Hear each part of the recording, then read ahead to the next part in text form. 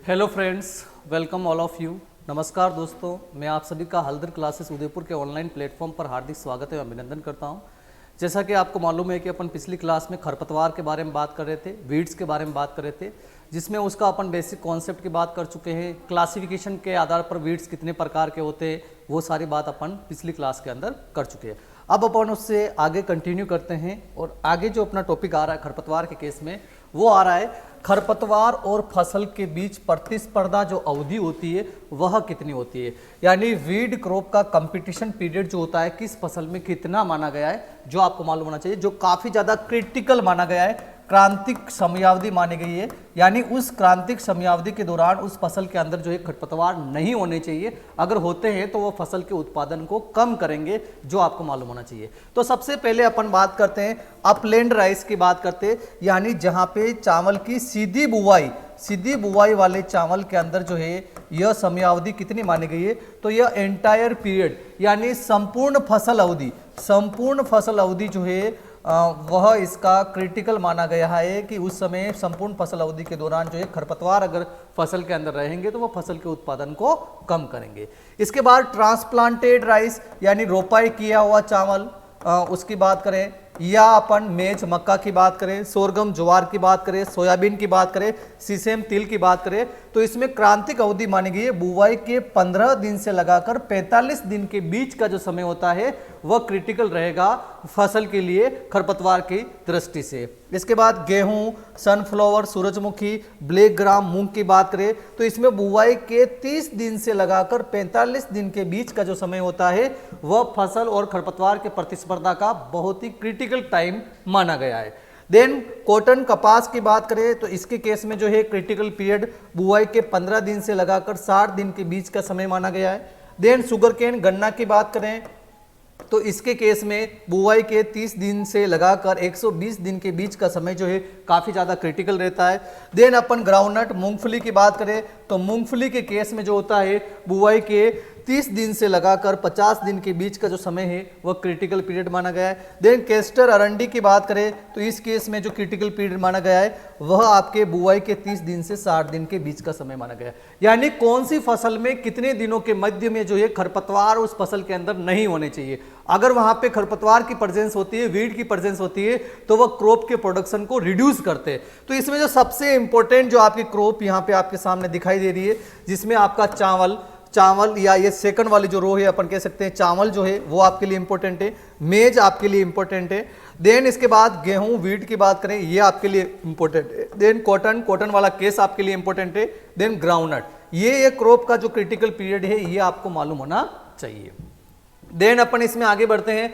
Next one आता है फसल तथा संबंधित आपत्तिजनक खरपतवार, क्रॉप एंड ऑब्जेक्टिवेबल वीड। कौन कौन सी ऐसी क्रॉप है जिसके साथ ऑब्जेक्टिवेबल वीड जो है वो हमेशा एसोसिएटेड रहता है। इंपॉर्टेंट अपन ऑब्जेक्टिवेबल वीड की यहाँ बात करेंगे, आपत्तिजनक खरपतवार की बात करेंगे जो उस फसल के साथ हमेशा जुड़े रहते हैं। जैसे अपन सबसे पहले गेहूं की बात करें तो गेहूं के अंदर जो ऑब्जेक्टिवेबल वीड है वह आपका हिरणखुरी है, और हिरणखुरी को जो है अपन फील्ड बाइंड वीड भी कहते हैं। फील्ड बाइंड वीड अर्थात यह खेत को एक प्रकार से बांधे हुए रखता है, जो फील्ड के साथ हमेशा एसोसिएटेड रहता है। इसके अलावा गेहूंसा, कैनेरी घास जो होती है, फेलेरिस माइनर जो है यह भी एक प्रकार से ऑब्जेक्टिवेबल वीड माना गया है, आपत्तिजनक खरपतवार माना गया है गेहूं का, जो आपको मालूम होना चाहिए। इसके बाद चावल की बात करें, राइस की बात करें तो इसमें लाल दान, that is the red rice, और यू कैन से इकाइनोक्लोवा क्रूस गेली। इकाइनोक्लोवा क्रूस गेली जो होती है ये एक प्रकार का ऑब्जेक्टिवेबल वीड है चावल के अंदर।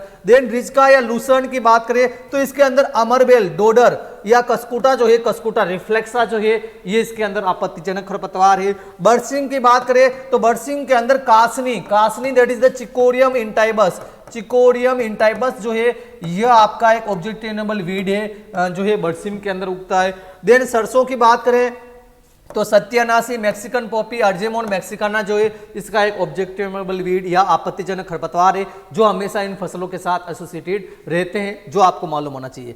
देन नेक्स्ट वन, इसमें अपन देखते हैं कि कौन कौन से खरपतवार हैं जो विभिन्न प्रकार के कीटों और रोगों को शरण देने का काम करते हैं, एज अल्टरनेट होस्ट का काम करते हैं। तो इसमें सबसे पहले आता है बारबरीज का पौधा। बारबरी का पौधा जो होता है या बारबरी नामक जो खरपतवार होता है, इसकी अगर अपन बात करें, या महोनिया और बारबरी नाम का जो खरपतवार है, यह जो काला या तनारोली, काली या तनारोली जो गेहूं के अंदर होती है, ब्लैक और स्टेम रस्ट जो गेहूं के अंदर होती है, उसके रोग कारक that is the Puccinia graminis tritici को शरण देने का कार्य करती है।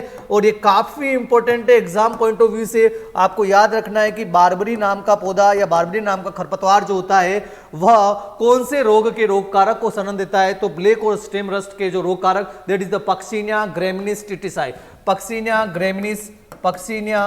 ग्रेमिनिस टीटीसाई नामक पैथोजन को जो है यह आश्रय स्थल देता है, जो आपको मालूम होना चाहिए। देन थैलिक्ट्रियम की बात करें तो यह पत्ती और भूरी रोली, गेहूं के अंदर होने वाला पत्ती और भूरी रोली, लीप और ब्राउन रस्ट जो है उसके रोग कारक को जो है शरण देने का कार्य इसके द्वारा किया जाता है। देन इसके बाद अपन इसमें आगे बढ़ते हैं। अंजन घास जो है जिसका वानस्पतिक नाम सेंचरस सिलियरिस जो है, ये आपके बाजरे की फसल के अंदर होने वाले एक महत्वपूर्ण रोग जिसे अपन अर्गट रोग के नाम से जानते हैं, जो क्लेविसेप्स नामक फंगस से होता है। तो वह जो फंगस है वह इस अंजन घास पर सर्वाइव करती है, उसको शरण देने का कार्य इसके द्वारा किया जाता है। देन कांस जिसे अपन वाइल्ड सुगर केन भी कहते हैं, जंगली गन्ना के नाम से भी जानते हैं। और यह जो कांस है दैट इज द सेकेरम स्पोंटेनियम, ये क्या करती है, जो डाउनी मिल्ड्यू जो रोग है, डाउनी मिल्ड्यू रोग जो एक मक्का का एक महत्वपूर्ण रोग माना गया है, तो इसका जो रोग कारक होता है वह इस वाइल्ड सुगर केन या कांस नाम के खरपतवार पर जिंदा रहता है, जो आपको मालूम होना चाहिए। तो इस स्लाइड में काफी इंपॉर्टेंट है, एग्जाम में इसके संबंध में बहुत सारे क्वेश्चन आए हुए हैं। तो इसमें सबसे पहले बारबरी का आपको पता होना चाहिए कि यह कौन से रोग को शरण दे रहा है, इसके बाद अंजन घास का आपको ध्यान होना चाहिए, और कांस वाइल्ड सुगर केन का। ये 3 केस काफी इंपॉर्टेंट है जो आपको ध्यान यहां पे रखने हैं। इसके बाद अपन इसमें आगे बढ़ते हैं। नेक्स्ट वन आता है बथुआ that is the chenopodium album जो है यह हेलिकोवरपा आर्मीजेरा आप जानते हो पॉलीफेगस की पेस्ट है, जो आपके ग्राम के अंदर, चने के अंदर, कपास के अंदर, टमाटर के अंदर, सूरजमुखी के अंदर नुकसान पहुंचाता है। तो इनके अंदर जो है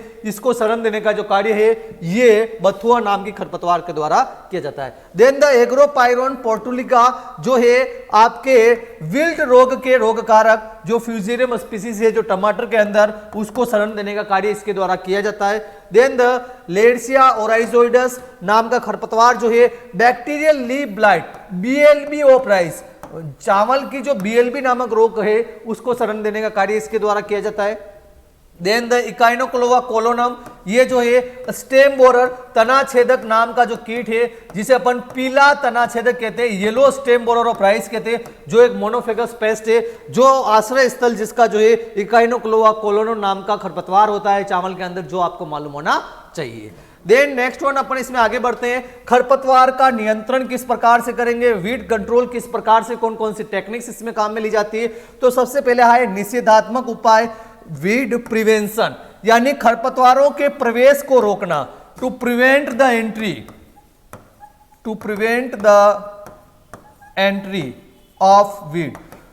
खरपतवारों की एंट्री जो है वह खेत के अंदर नहीं हो पाए, तो आपको प्रिवेंट करना है। तो इसके लिए सीधा सा यही है, आप जो सीड ले रहे हो वो आपका सर्टिफाइड सीड हो, उसमें किसी भी प्रकार के वीड के सीड का मिक्सचर आपका नहीं हो, ये आपको जो है इंश्योर करना है। आप जहाँ पे क्रॉप की सोइंग कर रहे हो वहाँ पे जो है आपकी मेड पे या जो सोइल के अंदर जो है वीड का सीड या वीड का प्लांट आपका नहीं होना चाहिए। तो यानी आप पहले से ही इतनी क्लीन या सैनिटाइजेशन करें कि वीड की जो है एंट्री आपके फील्ड के अंदर नहीं हो पाए, तो वो ही जो है आपका वीड प्रिवेंशन मेथड के अंदर आएगा, जो आपको पता होना चाहिए। इसके अंदर जो सेकंड मेथड आता है, एक नियंत्रण वीड कंट्रोल के कौन कौन से मेथड है, जिसमें सबसे पहले भौतिक या यांत्रिक, फिजिकल और मैकेनिकल मेथड इसके अंदर आते हैं।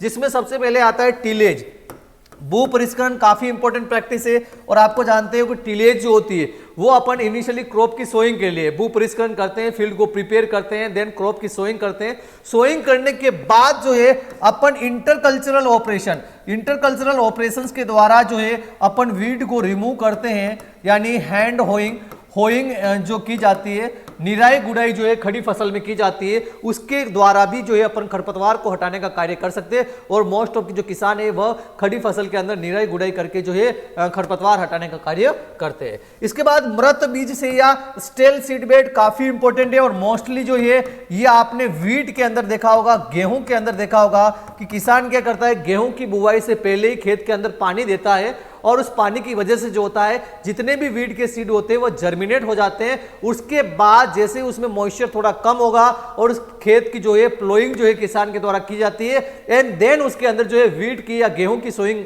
जो है किसान करता है, तो उसे अपन जो उसने सीड बेड तैयार की उसे स्टेल सीड बेड कहेंगे, क्योंकि पहले ही जो है उसने खरपतवार वहां पे नष्ट कर दिए, जो गेहूं के केस में काफी ज्यादा अप्रोप्रिएट है। ये आपको ध्यान रखना है। स्टेल सीड बेड टेक्निक जो है अपने इंडिया के अंदर कौन सी क्रॉप के लिए मोस्ट ऑफ फॉलो की जा रही है, तो वो गेहूं में फॉलो की जा रही है। इसका अर्थ क्या होता है वो भी आपको पता होना चाहिए। हाथ से खरपतवार उखाड़ना, हैंड होइंग भी की जाती है, हाथों से भी खरपतवार उखाड़े जाते हैं कई कई फसलों के अंदर। जल प्लावन, फ्लडिंग करके, यानी जहां पे आपकी क्रॉप नहीं हो और जहां पे ज्यादा वीड की समस्या हो वहां पे अपन फ्लडिंग करके खेत के अंदर पानी भर के भी खरपतवारों को नष्ट कर सकते हैं। देन मल्चिंग करके, सोइल की सरफेस को मल्च करके, यानी ढक के, यानी फसलों के अवशेष से ढक के या कोई और तरीका है उसे अपन ढक के जो ये मल्चिंग करते हैं, तो उसमें क्या होता है खरपतवार के जो सीड्स होते हैं जर्मिनेट होने के बाद जो है वो बाहर नहीं निकल पाएंगे, क्योंकि ऊपर मल्चिंग होगी, उनको एडिशन नहीं मिल पाएगा, उनकी ग्रोथ वहां पे नहीं हो पाएगी। एक और इंपॉर्टेंट आता है सोइल सोलेराइजेशन। इसके अंदर क्या करते हैं, इसके अंदर भी मृदा की सतह को जो है वह ढका जाता है और वो प्लास्टिक सीड्स के द्वारा, प्लास्टिक जो सीड्स होती है उसके द्वारा जो है सोइल की सतह को ढक दिया जाता है। तो इससे क्या होता है कि जैसे ये सोइल की सतह है इसको प्लास्टिक की सीड से कवर कर लिया तो ये सनरेज को जो है अब्जॉर्ब तो करेगी, लेकिन वापस रिफ्लेक्ट होकर सनरेज बाहर नहीं निकल पाएगी, सूर्य की किरणें बाहर नहीं जा पाएगी। तो यहाँ पे सोइल का जो टेम्परेचर जो होगा वह आपका इंक्रीज हो जाएगा और सोइल टेम्परेचर इंक्रीज होने जाने की वजह से अंदर कोई वीड्स का सीड्स भी होगा उस सोइल के अंदर, तो वो वहीं पे नष्ट हो जाएगा। तो सोइल सोलेराइजेशन के द्वारा, मृदा सूर्यकरण के कारण भी जो है अपन वीड का मैनेजमेंट कर सकते हैं, जो आपको पता होना चाहिए। तो ये कुछ मेथड है जो आपके मैकेनिकल और फिजिकल मेथड के अंदर आते हैं, जो आपको मालूम होना चाहिए। देन द नेक्स्ट वन आता है रासायनिक मेथड। सबसे इंपॉर्टेंट अपने यहाँ यही काम में लेते हैं, केमिकल को अपन काम में लेते हैं, और केमिकल जिन्हें अपन कहते हैं हर्बिसाइड एंड दूसरी टर्म आती है इसमें अपन बोलते हैं वीडिसाइड। हर्बिसाइड जिसे हिंदी में अपन शाकनाशी कहते हैं और वीडिसाइड मीन्स खरपतवार नाशी। तो इन दोनों में बेसिकली ये वीड के लिए, खरपतवार के लिए काम में लेते हैं, लेकिन शाकनाशी यानी जो शाक के लिए, हर्ब के लिए जो काम में ली जाते हैं वह शाकनाशी है। वीडिसाइड यानी जो जिनका तना जो वुडी नेचर का हो, तना जो मजबूत हो, उनके लिए जो अपन केमिकल लेंगे वो वीडिसाइड के लेंगे। थोड़ा बेसिकली इसमें डिफरेंस यही होता है, यानी हर्बिसाइड जो हर्ब्स नुमा होते हैं, जिनका तना जो होता है कोमल होता है, सॉफ्ट होता है, उनके लिए जो केमिकल लेंगे वो हर्बिसाइड होंगे, और जिनका तना मजबूत होता है उनके लिए जो लेंगे अपन वीडिसाइड लेंगे। दोनों टर्म के अंदर थोड़ा बेसिकली डिफरेंस ये है। तो अपन यहाँ पे देखते हैं कौन कौन से खरपतवार नाशी या हर्बिसाइड हैं जिनको अपन क्लासिफाई किस प्रकार से कर सकते हैं। तो सबसे पहले आता है वर्णात्मक शाकनाशी या सेलेक्टिव हर्बिसाइड। वर्णात्मक यानी कि जो वर्ण करें, सेलेक्टिव यानी जो सेलेक्ट करके फिर जो है उस वीड को किल करे। यानी स्पेशली ये जो खरपतवार नाशी होते हैं ये सिर्फ खरपतवार को ही नष्ट करते हैं। किल ओनली वीड्स, यानी सेलेक्टिव हर्बिसाइड्स वे होते हैं जो ओनली वीड्स को ही किल करे, खरपतवार को ही नष्ट करे। यानी अपन देखते हैं कि फील्ड के अंदर अपन क्रॉप सोन करते हैं, फसल उगाते हैं, उसके साथ खरपतवार उगाते हैं। तो अगर अपन सेलेक्टिव हर्बिसाइड यूज करेंगे तो ये क्या करेंगे, उस क्रॉप के अंदर सिर्फ वीड को ही वहां से नष्ट करेंगे, आपकी फसल को किसी भी प्रकार का कोई नुकसान नहीं पहुंचाएंगे। उसे अपन सेलेक्टिव हर्बिसाइड कहते हैं। तो यानी फसलों के अंदर जितने भी खरपतवार नाशी आप पढ़ते हो, हर्बिसाइड आप पढ़ते हो, जो खड़ी फसल में काम में लेते हैं, फसल को कोई नुकसान नुकसान नहीं होता है और वीड्स को नष्ट करते वे सारे के सारे सेलेक्टिव हर्बिसाइड ही होते, जो आपको मालूम होना चाहिए। जैसे सेफोर 2,4-D हो गया, सीमाजीन हो गया, जिनका प्रयोग जो है अपन मक्का के अंदर करते हैं, ये आपके सेलेक्टिव हो गया। 2,4-D जो है जिसका प्रयोग अपन गेहूं के अंदर करते हैं, वीट के अंदर करते हैं। सीमाजीन का जो है अपन मक्का के अंदर उपयोग करते हैं। तो यहाँ पे जो है गेहूं के अंदर जो 2,4-D कर रहे हैं वह ब्रॉडली वीट को ही किल करेगा, मेज के अंदर सीमाजीन कर रहे हैं वह मेज के वीड्स को ही किल करेगा, मेज को नुकसान नहीं पहुंचाएगा। आइसोप्रोटिनोन जो गेहूं के अंदर जो है सक्रिय पत्ती वाला खरपतवार कैनेरी घास के लिए काम में लेते हैं, तो वो भी एक सेलेक्टिव वीड हुआ।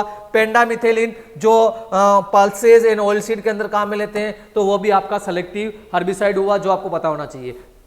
तो कहने का अर्थ है जो वीडिसाइड या हर्बिसाइड जो फसलों के अंदर काम में ले रहे हैं वे मोस्ट ऑफ जो है आपके सेलेक्टिव ही होते हैं, इसलिए उनको फसलों के अंदर काम में लिया जा रहा है। इसके बाद दूसरा आता है अवर्णात्मक शाकनाशी यानी नॉन सेलेक्टिव, यानी ये वे हर्बिसाइड होते हैं जो कंप्लीटली किल कर देते हैं सभी प्रकार के प्लांट्स को। All type of plants are killed by that type of herbicide, यानी सभी प्रकार के पौधों को नष्ट करने के लिए जो है शाकनाशी हर्बिसाइड जो काम में लिए जाते हैं वह नॉन सेलेक्टिव या अवर्णात्मक होते हैं। तो कहने का अर्थ है इस प्रकार के शाकनाशियों का उपयोग जो है एग्रीकल्चर के अंदर नहीं करते। नॉन एग्रीकल्चरल जो लैंड होती है अकृषिगत क्षेत्रों में, अकृषिगत क्षेत्रों में खरपतवारों को हटाने के लिए जहां पे खेती नहीं की जाती है और वहां पे भी अगर खरपतवार आ जाते हैं तो वहां पे नॉन सेलेक्टिव हर्बिसाइड अपन काम में लेंगे। और इसमें पैराक्वाट, डाइक्वाट, वीड ऑयल और ग्लाइफोसेट काफी इंपॉर्टेंट है, एग्जाम में पूछा जाता है कि कौन कौन से नॉन सेलेक्टिव हर्बिसाइड है, यानी जिनको उपयोग अगर अपन करेंगे तो सभी प्रकार की वनस्पति को ये नष्ट कर देंगे, सभी प्रकार की वनस्पति को ये नष्ट कर देते हैं, नॉन सेलेक्टिव होते हैं। अगर आप फसल पर भी इनका स्प्रे करोगे तो आपकी फसल भी जो है नष्ट हो सकती है इनके स्प्रे के कारण, ये आपको मालूम यहां पे होना चाहिए। दूसरा वर्गीकरण का प्रकार है संपर्कनाशी कॉन्टेक्ट हर्बिसाइड, यानी जो है क्या है कि उस वीड के कांटेक्ट में आने पर उसको किल करते हो, संपर्क में आने पर उस खरपतवार को नष्ट करते हो, उन्हें कॉन्टेक्ट हर्बिसाइड के नाम से अपन जानते हैं। जैसे पैराक्वेट और डाइक्वेट और ग्लाइफोसेट, यानी अपन कहें कि जितने भी आपके नॉन सेलेक्टिव जो होते हैं, नॉन सेलेक्टिव जो हर्बिसाइड है वे आपके कॉन्टेक्ट हर्बिसाइड के अंदर आते हैं, जो आपको पता होना चाहिए। दूसरा आता है सहसंगनाशी यानी सिस्टेमिक, और सिस्टेमिक के अंदर आते हैं आपके मोस्ट ऑफ जो होते हैं वो जो सेलेक्टिव जो होते हैं, वर्णात्मक जो होते हैं वे आपके सिस्टेमिक होते हैं, जो सिर्फ केवल वीड को ही नष्ट करते हैं, जिसमें आपका 2,4-D हो गया, सीमाजीन हो गया, ये आपके सिस्टेमिक के अंदर आते हैं। सिस्टेमिक का सीधा सा अर्थ ये होता है जो प्लांट के एक पार्ट के अंदर अगर या एक पार्ट के ऊपर चले जाए तो उसके बाद पूरे प्लांट के सिस्टम के अंदर चले जाते हैं और उस प्लांट को किल कर देते हैं, तो वे सिस्टेमिक के अंदर आते हैं, जो आपको मालूम होना चाहिए। देन द प्रयोग करने के आधार पर बेस्ड ऑन द एप्लीकेशन, इनके एप्लीकेशन के आधार पर हर्बिसाइड कितने प्रकार के होते हैं, तो सबसे पहले आता है पीपीआई, काफी इंपॉर्टेंट टर्म है, आपको याद रखनी है, pre plant incorporated. Pre plant यानी पौधा नहीं है, उससे पहले उसको आपने भूमि के अंदर डाल दिया है, वह प्री प्लांट इनकॉर्पोरेटेड अर्थात बुआई से पूर्व, बिफोर सोइंग जिनको यूज किया जाता है हर्बिसाइड को, वे आपके प्री प्लांट इनकॉर्पोरेटेड के अंदर आते हैं। जिसमें आपका फ्लुक्लोरिलीन जो मार्केट में बेसालिन के नाम से मिलता है, यह सबसे अच्छा जो है आपका पीपीआई का एग्जांपल है, जिसको अपन पल्सेस एंड ऑयलसीड के अंदर काम में लेते हैं। इसके अलावा ट्राइफ्लोरेलिन जो है ये भी आपका पीपीआई के अंदर आता है, और मोस्ट ऑफ जिनके अंत में लीन जो आ रहा है वो आपके पीपीआई की श्रेणी के अंदर आएंगे। मोस्ट ऑफ कह रहे हैं अपन, मोस्ट ऑफ कह रहे हैं, मोस्ट ऑफ ज्यादातर सभी नहीं होंगे, ज्यादातर जो शाकनाशी होते हैं जिनके अंत में लीन आता है वे आपके पीपीआई होंगे। कुछ ऐसे होंगे जो पीई भी हो सकते हैं, लेकिन मैक्सिमम जो होंगे वो आपके पीपीआई की श्रेणी में आएंगे। पीपीआई का सीधा सा अर्थ है जो फसल की बुआई से पहले ही भूमि के अंदर मिला दिए जाते हैं, उन्हें पीपीआई कहते हैं। और इसका सबसे अच्छा एग्जाम्पल एग्जाम में पूछा जाए तो फ्लुक्लोरिलीन है, जो बेसालिन के नाम से मार्केट में मिलता है, जिसको अपन दलहनों एवं तिलहनों के अंदर काम में लेते हैं। देन द नेक्स्ट वन आता है पीई, प्री इमरजेंस, अर्थात यहां पे आपने फसल की बुआई कर दी है लेकिन उसका अंकुरण आपका नहीं हुआ है, तब अगर आप जो है कोई हर्बिसाइड काम में ले रहे हो तो वो पीई की श्रेणी में आएगा, प्री इमरजेंस की श्रेणी में आएगा, बुआई के बाद और अंकुरण से पहले, after the sowing but before the germination. इसको जो है अपन पीई कहेंगे, प्री इमरजेंस कहेंगे। और इसके रूप में जो ज्यादातर वर्णात्मक जो शाकनाशी होते हैं, मोस्टली जो सेलेक्टिव जो हर्बिसाइड्स होते हैं वो इसके अंदर आते हैं, जैसे आपका एट्राजीन हो गया, सीमाजीन हो गया, पेंडेमिथेलिन काफी इंपॉर्टेंट है जो पल्सेस एंड ऑयल सीड के अंदर काम में लेते हैं, प्रोमेट्रिन हो गया, एलाक्लोर हो गया, ब्यूटाक्लोर, डायूरोन, डायूरोन आप जानते हो डायूरोन काफी इंपॉर्टेंट हर्बिसाइड है कॉटन का, कपास का। देन नाइट्रोफेन, नाइट्रोफेन भी काफी इंपॉर्टेंट है, आपके ग्राउंडनट के अंदर काम में लेते हैं, इसके अलावा आपका मस्टर्ड के अंदर भी काम में इसको लिया जाता है। तो यानी कि ये वह पी यानी कि जो आपके सोइंग आपने कर चुके हो लेकिन जर्मिनेशन क्रॉप का नहीं हुआ है, तब अगर आप कोई हर्बिसाइड काम में ले रहे हो तो आपका पी की श्रेणी के अंदर आएगा। Then the last one is the POE post emergence, यानी यहां पे सोइंग भी हो चुकी है लेकिन जर्मिनेशन भी हो चुका है, यानी अंकुरन के बाद आफ्टर द जर्मिनेशन। और अगर अपन कहें कि अपनी कंट्री के अंदर सबसे ज्यादा जो हर्बिसाइड यूज हो रहे हैं वो after the germination he use होते हैं, पीओई वाले ही ज्यादातर अपने कंट्री के अंदर यूज होते हैं। जैसे से फॉर प्रोपेनिल इन राइस, राइस के अंदर प्रोपेनिल का एग्जाम के अंदर क्वेश्चन पूछा जाता है, जो नॉर्मली राइस की ट्रांसप्लांटिंग के 6 से 8 दिन बाद जो है प्रोपेनिल को काम में लिया जाता है, तो ये पीओई की श्रेणी में आता है, जो आपको मालूम होना चाहिए। देन इसके अलावा 2,4-D जो गेहूं के अंदर लेते हैं, आइसोप्रोटोडोन गेहूं के अंदर लेते हैं, ऑल नॉन सेलेक्टिव, ज्यादातर जो नॉन सेलेक्टिव हर्बिसाइड्स होते हैं, नॉन सेलेक्टिव कौन कौन से हो गए आपके, that is the paraquat, then diquat and glyphosate, जिनको अपन नॉन एग्रीकल्चरल लैंड के अंदर काम में ले रहे थे, वे सारे आपके पीओई की श्रेणी में आएंगे। जो नॉर्मली फसलों में बात करें तो 30 से 35 दिन पर काम में लिए जाते हैं, जैसे गेहूं के अंदर जो है आपका 2,4-D और आइसोप्रोटोडोन को जो है अपन 30 से 35 दिन बाद काम में लेते हैं। अवर्णात्मक शाकनाशी जिसमें आपका पेराक्वेट, डाइक्वेट ये मैंने लिखे हैं, ग्लाइफोसेट इसके अंदर आते हैं। वर्णात्मक में इसके उदाहरण है 2,4-D हो गया, 2,4,5-T हो गया, आइसोप्रोटोडोन हो गया, सल्फोसल्फिरोन, मेटसल्फिरोन, बेंथोइकार्ब, ये सारे आपके पोस्ट इमरजेंस के रूप में जाने जाते हैं, जो आपको मालूम होना चाहिए। देन द नेक्स्ट वन आता है ले बाई एप्लीकेशन, ले बाई फसल में अंतिम भू परिष्करण से पहले जो खरपतवार नाशी का जो प्रयोग करते हैं, लास्ट जो आप टिलेज ऑपरेशन कर रहे हो उस समय हर्बिसाइड कोई फील्ड के अंदर मिलाया जा रहा है, तो वो ले बाई एप्लीकेशन के अंदर आएगा, जो आपको मालूम होना चाहिए। देन द नेक्स्ट वन आता है रासायनिक प्रकृति के आधार पर, based on the chemical nature, chemical nature के आधार पर हर्बिसाइड को किस प्रकार से क्लासिफाई करते हैं कि भाई ये जो हर्बिसाइड है कौन से समूह के अंदर आते हैं। तो सबसे पहले है एमाइड, एमाइड समूह के अंदर कौन कौन से हर्बिसाइड आते हैं, तो इसमें आपका एलाक्लोर आता है, प्रोपेनिल आता है और ब्यूटेक्लोर आता है, जो आपको पता होना चाहिए। देन अपन एलिफेटिक, एलिफेटिक समूह की बात करें तो इसके अंदर आता है आपका डेलापोन आता है। देन बाईपाइरिडियम की बात करें तो इसमें पेराक्वेट और डाइक्वेट जो आपके नॉन सेलेक्टिव हर्बिसाइड है वो इस समूह के अंदर आते हैं। डाइनाइट्रोएनिलीन्स की बात करें तो इस समूह के अंदर जो आते हैं फ्लूक्लोरिलीन और पेंडेमिथेलिन नाम का खरपतवारनाशी इसके अंदर आता है। देन फिनोक्सी समूह की बात करें तो इसके अंदर 2,4-D और MCPA नाम का खरपतवारनाशी इसमें आता है। देन फिनोल समूह की बात करें तो इसमें डाइनोसेप जो है खरपतवारनाशी आता है। तो इसमें से सबसे इंपॉर्टेंट ग्रुप कौन सा है जो एग्जाम में आपसे पूछा जा सकता है, तो ये आपको एमाइड समूह ध्यान रखना है, दैट इज जिसके अंदर आपका एलाक्लोर, प्रोपेनिल और ब्यूटाक्लोर आता है।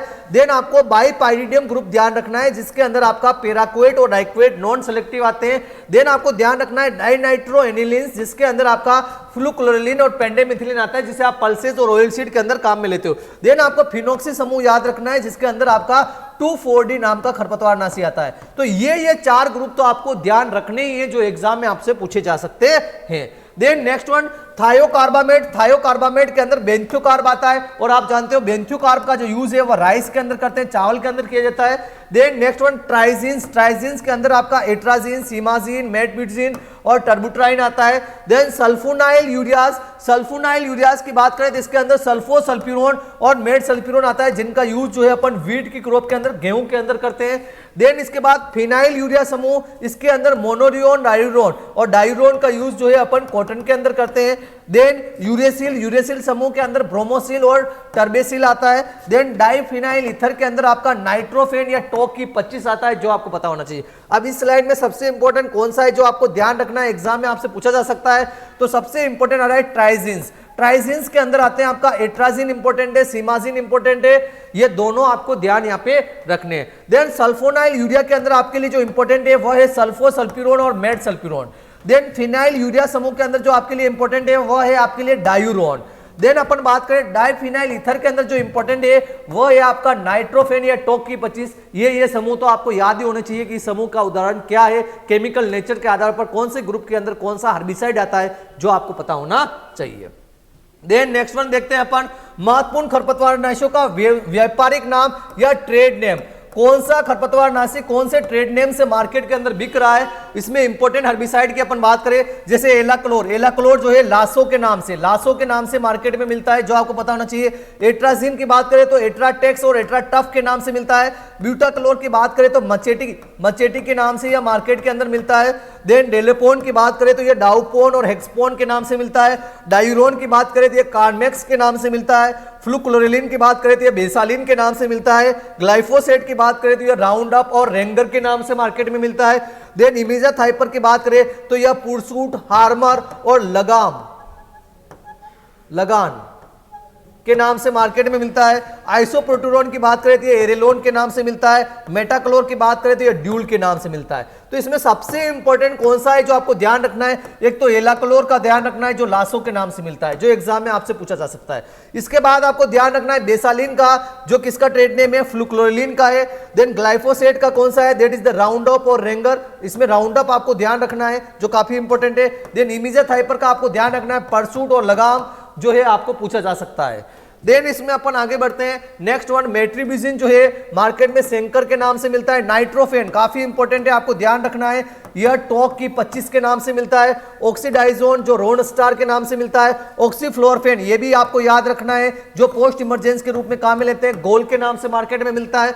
देन पेराक्वेट की बात करें तो ये ग्रामोक्सोन और विडोल के नाम से मिलता है। पेंडामिथिलिन काफी इंपॉर्टेंट है, ये भी आपको ध्यान रखना है, यह स्टॉम्प के नाम से मिलता है। जबकि प्रोपेनिल जो होता है, ये दोनों कंफ्यूज कर सकते हैं, तो प्रोपेनिल स्टाम्प F34 के नाम से मिलता है जो आपको यहां पे ध्यान रखना है। पेंडामिथिलिन आप जानते हो पल्सेस एंड ऑयल सीड के अंदर, पल्सेस एंड ऑयल सीड के अंदर अपन काम में लेते हैं एज अ पीई के रूप में। और स्टाम्प और प्रोपेनिल की बात करें तो ये जो है आपके राइस के अंदर काम में आता है एज अ पीओई के रूप में काम में आता है जो आपको मालूम होना चाहिए। सिमाजिन जो है एक्वाजिन के नाम से मिलता है। सल्फोसल्फिरोन लीडर के नाम से, ये भी आपको ध्यान रखना है, लीडर के नाम से मिलता है। 2,4-D जो है प्लांट गार्ड, ये भी आपको ध्यान रखना है, प्लांट गार्ड, वीडर, वीडोन या प्लांटोक्स के नाम से मार्केट के अंदर मिलता है। तो जो जो स्टार लगाए उनके ट्रेड नेम आपको ध्यान होने चाहिए, एग्जाम में आपसे पूछे जा सकते हैं। देन नेक्स्ट वन इसमें देखते हैं जैविक नियंत्रण किस प्रकार से करेंगे, बायोलॉजिकल कंट्रोल अपन वीड्स का किस प्रकार से करेंगे। तो खरपतवारों का सूक्ष्म जीवों की सहायता से नियंत्रण, यानी माइक्रो ऑर्गेनिज्म को यूज करके जो अपन वीड मैनेजमेंट करते हैं उसे पेरा बायोलॉजिकल कंट्रोल कहते हैं। इसको आप स्टार लगा दे, या आपको एग्जाम में पूछा जा सकता है कि माइक्रो ऑर्गेनिज्म के द्वारा अगर वीड का मैनेजमेंट करेंगे तो वो क्या कहलाएगा, पेरा बायोलॉजिकल कंट्रोल कहलाएगा। तो बायो एजेंट्स की यहां पे बात करें तो सर्वाधिक हाईएस्ट जो बायो एजेंट जिस इंसेक्ट ऑर्डर से बिलोंग करते हैं, हाईएस्ट बायो एजेंट जिस इंसेक्ट ऑर्डर के अंदर आते हैं वो इंसेक्ट ऑर्डर है आपका हाइमेनोप्टेरा।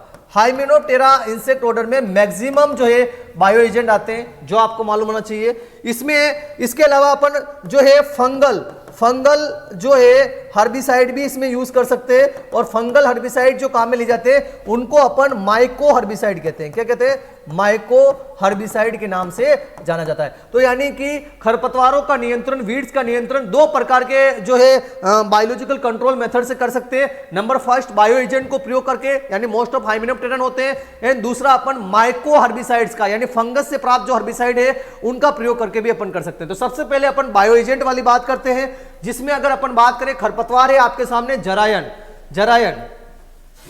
जरायन और जिसे अपन और किस नाम से जानते हैं, लेंटाना के नाम से जानते हैं। That is the lantana camara आपको यहां पे दिखाई दे रहा है।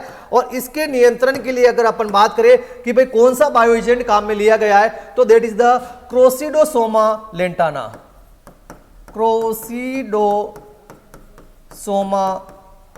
लेंटाना, ये बायो एजेंट इसके लिए काम में लिया गया है। इसके अलावा टिलियोनेमिया स्क्रूपुल्सा, ये क्रोसिडोसोमा लेंटाना है, टिलियोनेमा स्क्रूपुल्सा है, ये दोनों आपके बायो एजेंट है जो किसके लिए लिए गए, लेंटाना कैमरा के नियंत्रण के लिए। इनको कहां से लाया गया, क्रोसिडोसोमा लेंटाना को मैक्सिको से इंट्रोड्यूस किया गया वर्ष 1921 के अंदर, और टिलियोनेमिया को ऑस्ट्रेलिया से इंट्रोड्यूस किया गया वर्ष 1941 के अंदर। तो इसमें जो सबसे इंपॉर्टेंट जो आज दिन तक एग्जाम के अंदर आया है वह क्रोसिडोसोमा लेंटाना का एग्जाम में पूछा गया है। ये किसका बायो एजेंट है, तो ये जरायन या लेंटाना कैमरा का बायो एजेंट है जो मैक्सिको से इंट्रोड्यूस किया गया है 1921 के अंदर, ये आपको मालूम होना चाहिए।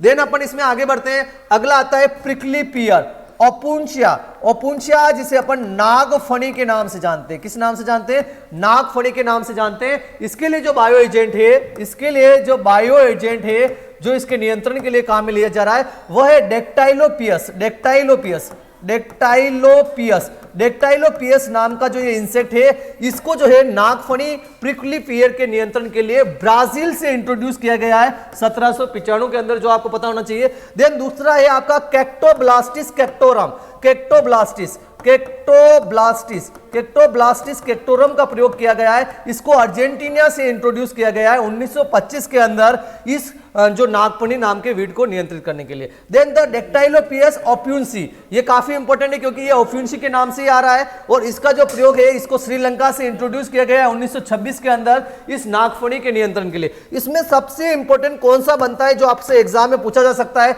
तो दैट इज द डेक्टाइलोपियस ओप्यून्सी है, जिसका प्रयोग जो है नागफनी या प्रिकली पियर के नियंत्रण के लिए काम में लिया जा रहा है। जो आपको बेसिकली इन सभी में से ये ध्यान रखना है, इसका प्रयोग सबसे ज्यादा हो रहा है इस नागफनी के नियंत्रण के लिए। देन द नेक्स्ट वन आता है इसके अंदर वाटर हाइसिंथ इकोर्निया क्रेसिपस, जिसे अपन जल कुंभी के नाम से जानते हैं। और आप जानते हो वाटर हाइसिंथ जो है एक प्रकार से वाटर पोल्यूशन को नियंत्रित करने के लिए अपने देश के अंदर लाया गया था, लेकिन वर्तमान समय के अंदर इसके द्वारा सबसे ज्यादा जो है वाटर पोल्यूशन इसके द्वारा कोज हो रहा है। तो इसके नियंत्रण के लिए जो बायो एजेंट है वह है ऑर्थोग्लुमना टेरेब्रांटिस, ऑर्थोग्लुमना टेरेब्रांटिस एंड नियोचेटिना इकोर्नी या नियोचेटिना ब्रूची, ये जो है इंसेक्ट इसके लिए काम में लिए जा रहे हैं। इसमें से ऑर्थोग्लुमना जो है फ्लोरिडा से वर्ष 1982 के अंदर इंट्रोड्यूस किया गया है। देन द नियोचेटिनी जो है अर्जेंटीना से वर्ष 1983 के अंदर जो है इंट्रोड्यूस किया गया है। अब इसमें से सबसे इंपॉर्टेंट कौन सा बनता है एग्जाम के पॉइंट ऑफ व्यू से अगर अपन देखें तो आपका नियोचेटिनी बनता है, जो इसके लिए काफी ज्यादा इंपॉर्टेंट है वाटर हाइसिंथ या जलकुंभी के नियंत्रण के लिए। देन इसके बाद आता है नेक्स्ट वन कांग्रेस घास। कांग्रेस घास जिसे अपन गाजर घास भी कहते हैं, पार्थेनियम के नाम से भी यह जानी जाती है, और आपको पता होना चाहिए ये काफी ज्यादा इंपॉर्टेंट है, एलर्जिक इफेक्ट भी कोज करती है। पार्थेनियम हाइस्टेरोपोरस इसका वानस्पतिक नाम है, जिसको भारत में सबसे पहले पुणे के अंदर जो है रिपोर्ट किया गया है। इसके नियंत्रण के लिए इसका जो जैविक शत्रु जो है, इसका जो जैविक शत्रु जो है बायो एजेंट जो है एग्जाम में कई बार पूछा जाता है, एक क्राइसोमेलिड बीटल है, that is the Zygogramma बाइकलराटा। Zygogramma बाइकलराटा, Zygogramma बाइकलराटा, ये आपको दिखाई दे रही है बीटल। ये जाइगोग्रामा बाइकलराटा जो बीटल है ये इस पार्थेनियम नाम के खरपतवार को या इस वीड को गाजर घास को नियंत्रण करने के लिए काम में लिया गया। इसको कहां से इंट्रोड्यूस किया गया, मैक्सिको से 1983 के अंदर। और ये क्वेश्चन एग्जाम में अक्सर बना रहता है और अक्सर पूछा जाता है कांग्रेस घास के लिए कौन सा बायो एजेंट काम में लिया गया, तो जाइगोग्रामा बाइकलराटा को काम में लिया गया। कहां से इंट्रोड्यूस हुआ है, मैक्सिको से 1983 के अंदर।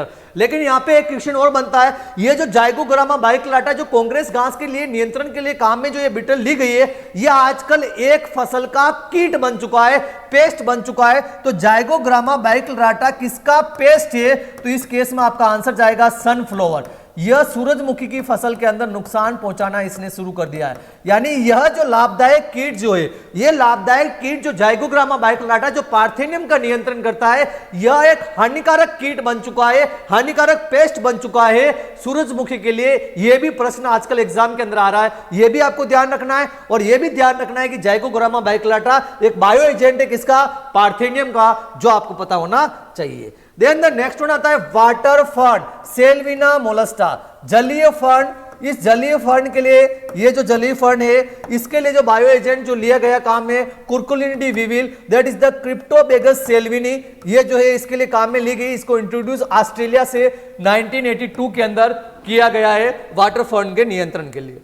देन आता है कवक शाकनाशी या माइको हर्बिसाइड। बायो एजेंट की बात अपन कर चुके हैं, अब अपने को बात करनी माइको हर्बिसाइड की, जो फंगस से प्राप्त किए गए, जो हर्बिसाइड्स को या अपन कहें कि जितने भी आपके वीड्स हैं उनको नियंत्रण के लिए काम में ले रहे हैं। उसमें सबसे पहले आता है कोलेगो। कोलेगो काफी इंपॉर्टेंट है, ये एक फंगल स्पोर से प्राप्त किया गया है, दैट इज द कोलेटोट्राइकम। कोलेगो जैसा इसका नाम है तो कोलेटोट्राइकम ग्लोइयोस्पोरिडस से इसको प्राप्त किया गया है। यह क्या करता है, स्टेम और लीफ ब्लाइट करता है खरपतवारों के अंदर। खरपतवारों के अंदर स्टेम और लीफ ब्लाइट कोज करने का काम करता है। कोलेगो का क्वेश्चन एग्जाम के अंदर अक्सर बना रहता है, जो आपको ध्यान रखना है। देन बाइपोलारिस, ये भी आपका माइको हर्बिसाइड है, जो बाइपोलारिस सोर्गिकोला नामक जो ये फंगस है इससे प्राप्त किया गया है। ये काफी ज्यादा इफेक्टिव है। सोरगम हेल्पेंस, सोरगम हेल्पेंस जिसे आप जॉनसन ग्रास के नाम से जानते हो, और इसके नियंत्रण के लिए इसको काम में लिया गया है।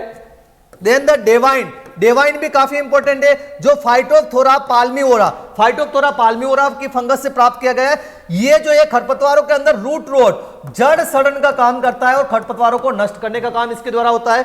देन बायोफोस, ये फर्मेंटेड प्रोडक्ट है, स्ट्रेप्टोमाइसिस से प्राप्त किया गया है, जो आपको पता होना चाहिए। तो यहां पे एग्जाम के अंदर आपको पूछा जाएगा कि कौन कौन से माइको हर्बिसाइड्स है जिनका उपयोग जो है अपन जो है खरपतवार के नियंत्रण के लिए कर रहे हैं। तो इसमें कोलेगो का नाम सबसे पहले आता है एग्जाम में, इसके बाद बाइपोलारिस भी आपको ध्यान रखना है और डेवाइन भी ध्यान रखना है। ये तीन एग्जाम्पल तो काफी इंपॉर्टेंट है, आपको ध्यान अवश्य रखने हैं। बाइपोलारिस, कोलेगो एंड डेवाइन का नाम आपको पता होना चाहिए।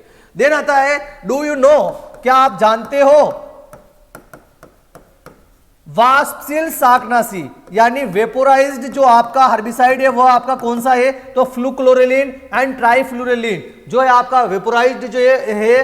देन द शून्य भूपृष्ठकण जीरो टिलेज में प्रयोग आने वाले खरपतवार नाशी कौन कौन से है, तो that is the non selective जो हर्बिसाइड है वे आपके जीरो टिलेज में काम में लिए जा सकते हैं। 1 माह से कम अवशिष्ट शाकनाशी यानी लेस देन 1 मंथ जिनका रेजिड्यू सोइल के अंदर रहता हो, ऐसा शाकनाशी हर्बिसाइड कौन सा है, तो वो आपका 2,4-D है। देन गेहूं की अर्जुन किस्म के अंदर 2,4-D का प्रयोग नहीं करना चाहिए, क्योंकि अर्जुन किस्म जो होती है, अर्जुन वेराइटी जो है गेहूं की काफी ज्यादा सेंसिटिव होती है इस 2,4-D के प्रति।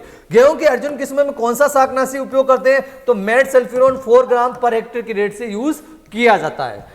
देन द नेक्स्ट वन, सर्वाधिक शाकनाशी प्रयोग किस फसल में होते हैं, काफी इंपॉर्टेंट। हाईएस्ट हर्बिसाइड कौन सी फसल के अंदर होते हैं, तो सबसे ज्यादा जो होते हैं गेहूं के अंदर होते हैं। ये आपको ध्यान रखना है, एग्जाम से हिसाब से काफी इंपॉर्टेंट है। सबसे ज्यादा शाकनाशी गेहूं के अंदर प्रयोग किए जाते हैं, उसके बाद धान के अंदर, राइस के अंदर जो है दूसरा स्थान आता है। इसके बाद सर्वाधिक कीटनाशी प्रयोग किस फसल में होते हैं, तो सबसे ज्यादा कीटनाशी जो है कपास, कॉटन के अंदर प्रयोग होते हैं, और सेकंड नंबर आता है आपका राइस का, धान का, जो आपको पता होना चाहिए। तो ये दोनों ही पॉइंट आपके लिए काफी इंपॉर्टेंट है, एग्जाम के पॉइंट ऑफ व्यू से दोनों ही ध्यान रखना है। सबसे ज्यादा हर्बिसाइड किसमें यूज होते हैं, और सबसे ज्यादा जो है आपके इंसेक्टिसाइड कौन सी क्रॉप के अंदर यूज होते हैं, जो आपको एग्जाम में पूछा जा सकता है।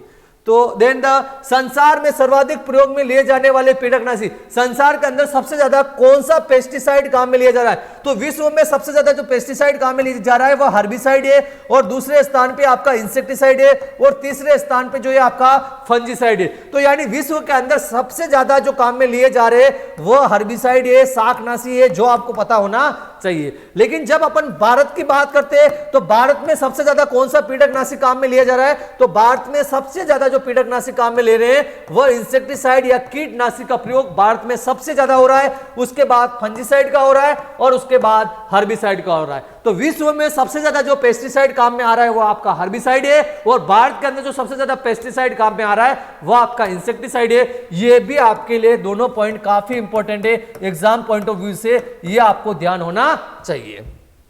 तो ये सारी बात होगी वीड्स के मैनेजमेंट के बारे में, और जो रिमेनिंग जो पोर्शन था जो अपने पिछली क्लास में नहीं देखा वो सारे पॉइंट्स अपन ने आज कवर करने का प्रयास इस क्लास के अंदर किया है। और इसमें से जो जो इंपॉर्टेंट पॉइंट्स आपको बताया वो आपको अच्छे से पढ़ना है, याद करना है, उसमें से एग्जाम में क्वेश्चन आपके अवश्य आता है, और अच्छे से आप इसको रिमेंबर रखें। Thank you very much.